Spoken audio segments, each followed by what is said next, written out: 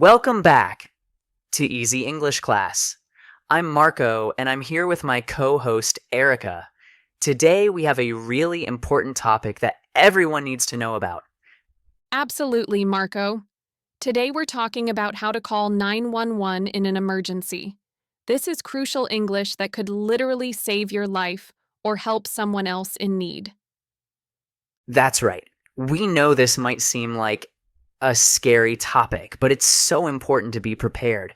We're going to teach you exactly what to say, how to stay calm, and what information you need to give.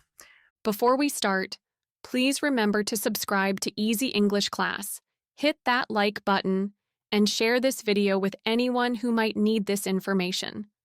This could really help someone in a crisis situation. Definitely. And don't worry, we're going to practice with a realistic but not too serious example. We'll walk through everything step by step, so you'll feel confident if you ever need to make this important call. Exactly. So today, we're going to listen to someone named Jordan calling 911 about a situation at Maple Street Park. It's not life-threatening, but it's a good example of how these calls work. Perfect. We'll hear the call twice, and between each listening, Erica and I will break down every phrase and explain exactly what Jordan is saying and why. Let's get started. First 911 call example. 911, what's your emergency? Hi, I'm at Maple Street Park, and there's been an accident. Someone fell off their bike and they're hurt. They can't get up. Okay, I need you to stay calm. Can you tell me the exact location? Yes, it's Maple Street Park on the corner of Maple Street and Oak Avenue. We're near the playground area. Is the person conscious? Are they breathing? Yes, they're awake and talking, but they're saying their leg really hurts. They think it might be broken. All right, I'm sending an ambulance to your location. Please don't move the person. Can you stay with them until help arrives? Yes, absolutely. I'll stay right here with them. Perfect. The ambulance should be there in about 8 minutes. Is there anything else I should know? No, I think that's everything. Thank you so much. You're welcome. Help is on the way. That was a great example of a clear, helpful 911 call. Jordan did such a good job staying calm and giving all the important information.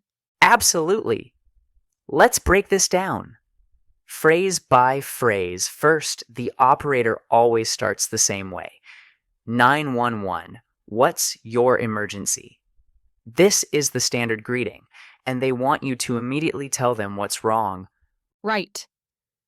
And notice how Jordan responds. Hi, I'm at Maple Street Park and there's been an accident. Someone fell off their bike and they're hurt. They can't get up.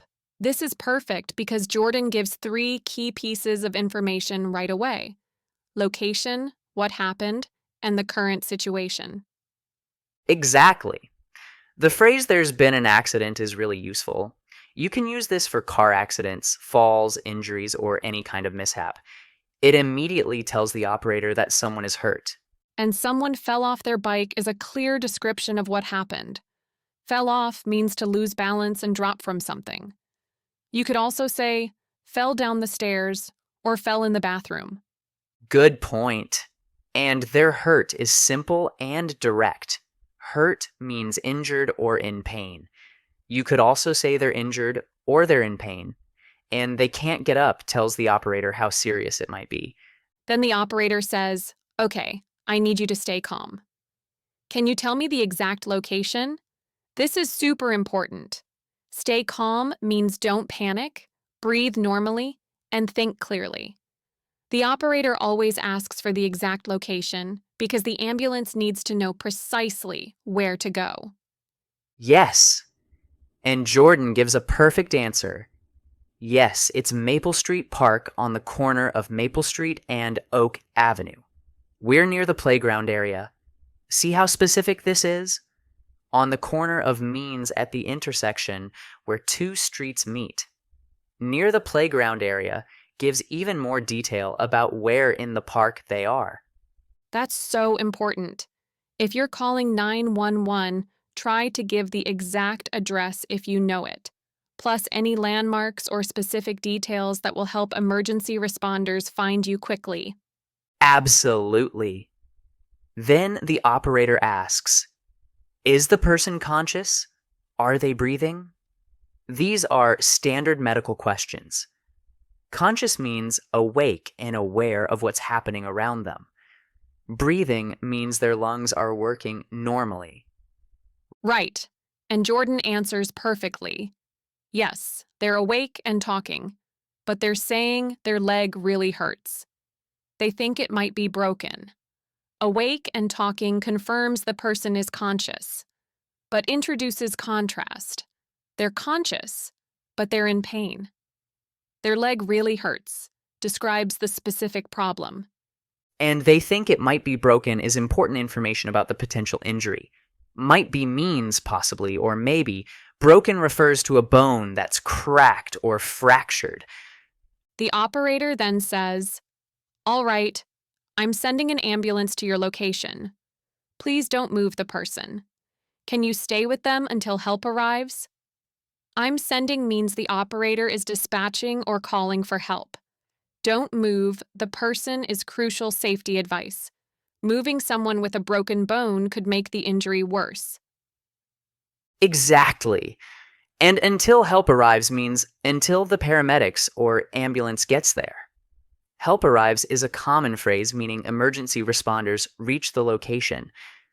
Jordan responds, "Yes, absolutely. I'll stay right here with them." Absolutely means definitely or of course. Right here means in this exact spot. This shows Jordan is reliable and will wait for the ambulance. Then the operator gives a time estimate.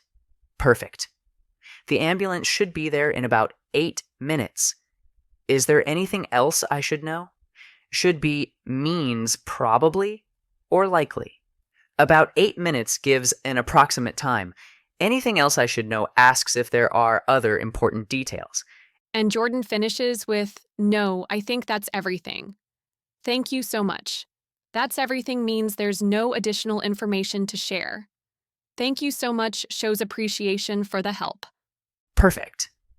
Now let's listen to that call one more time, and this time really focus on the specific phrases and the calm, clear way Jordan communicates.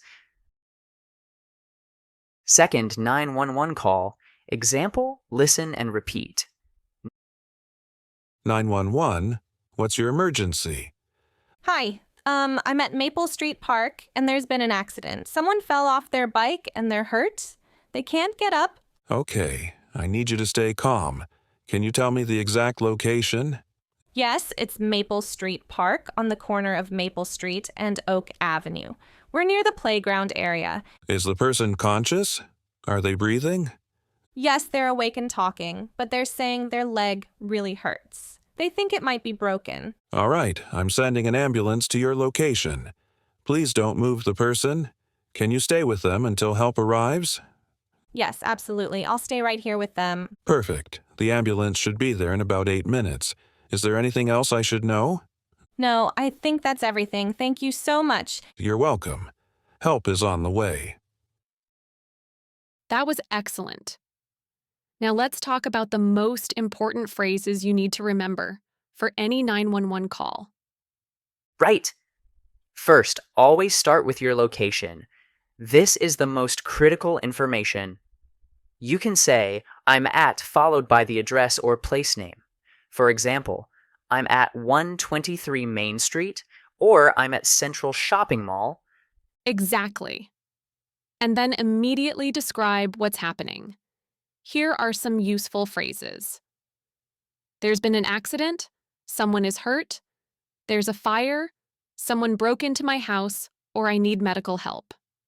Those are perfect. And remember, if someone is unconscious, you say, "They're not responding," or "They're unconscious." If they're awake, you say, "They're conscious," or "They're awake and talking." For injuries, you can say they're bleeding, they can't move, they're having trouble breathing, or it looks like something is broken. Be as specific as possible about what you can see. And always listen carefully to the operator's instructions. They might say, don't move the person, apply pressure to the wound, or keep the person warm. These instructions could be very important for the person's safety. Absolutely. Also, if you don't understand something the operator says, it's okay to ask. Can you repeat that? Or I don't understand. They want to help you, so don't be afraid to ask for clarification. Great point. And remember, the operator might ask for your name and phone number in case they need to call you back. Just give them the information clearly and spell your name if necessary. Important tips for 911 calls. Let's talk about some crucial tips for making effective 911 calls. Marco, what's the most important thing to remember? The most important thing is to stay calm. I know it's scary, but speaking slowly and clearly will help the operator understand you better. Take deep breaths and speak at a normal pace. That's so important. And always call from a safe location if possible. If there's danger, get yourself to safety first, then call for help. You can't help someone else if you're in danger too. Exactly. And here's something many people don't know. Stay on the phone until the operator tells you it's okay to hang up. They might need more information or want to give you additional instructions. Right. And if English isn't your first language, don't worry. Most 911 centers have access to translators. You can say, I need a translator or I speak Spanish, and they'll get someone to help you. That's a great point. Also, if you're calling from a cell phone, be extra careful about giving your location. Cell phone calls don't always show your exact address, so be very specific about where you are. And remember, 911 is only for real emergencies. If someone needs medical attention, but it's not life-threatening, you might want to call your doctor or go to an urgent care center instead. Absolutely. But when in doubt, it's better to call 911. They'd rather have you call about something that turns out to be minor than not call about something serious. Let's practice with a few different scenarios so you can hear how these calls might sound in different situations. Great idea. Let's imagine you're at home and you smell smoke coming from your neighbor's apartment. How would you start that call? You'd say, 911, what's your emergency? I'm at 456 Pine Street, apartment 3B, and I smell smoke coming from my neighbor's apartment. I think there might be a fire. Perfect. Or imagine you're driving and you see a car accident on the highway. You might say, I'm on Highway 95 southbound, about 2 miles before exit 12. There's been a car accident. 2 cars are involved and I can see people who look hurt. Excellent. And notice how we always include specific location details. On Highway 95, southbound tells them the direction. About 2 miles before exit 12 gives them a reference point they can find easily. Right? Or if someone at work is having chest pains, you might say, I'm at Metro Office Building, 789. Business Drive on the 5th floor. Someone here is having chest pains and having trouble breathing. They need medical help right away. These examples show how you adapt the basic format to different emergencies, but you always include location, what's happening, and the current condition of anyone who's hurt. Let's talk about some common mistakes people make when calling 911, so you can avoid them. One big mistake is talking too fast because you're nervous. Remember, the operator is trained to help you, but they need to understand what you're saying. Speak clearly and don't rush. Another mistake is forgetting to give your location first. Some people start describing what happened before they say where they are. Always start with where you are. And don't hang up too quickly. Wait for the operator to tell you it's okay to hang up. They might need more information or want to give you instructions for what to do while you wait for help. Also, don't assume the operator knows where you are just because you called 911. Even if they can see your location on their computer, they still need you to confirm it verbally. And try not to put the phone on speaker unless you absolutely have to. It can make it harder for the operator to hear you clearly, especially if there's noise around you. We've covered a lot of important information today. The key things to remember are: stay calm, give your location first, describe what's happening clearly, and follow the operator's instructions. Exactly. And remember, 911 operators are professionals who deal with emergencies every day.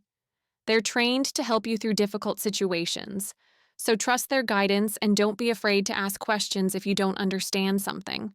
We really hope you never need to use this information, but if you do, you'll be prepared. Knowing what to say can make a huge difference in getting help quickly and effectively. Before we finish, let's practice one more time. If you ever need to call 911, remember these steps. Location first. Describe the emergency. Answer all questions clearly. Stay on the line. And follow instructions. Perfect. And to all our listeners, thank you so much for joining us today on Easy English Class. This kind of English could literally save a life, so please share this episode with anyone who might benefit from it. Yes, please subscribe to our channel. Give us a thumbs up if this was helpful. And let us know in the comments if you have any questions about emergency English. We're here to help you feel confident in any situation. Until next time, stay safe, keep practicing your English, and remember, you've got this. See you in our next lesson. Take care, everyone. Bye for now.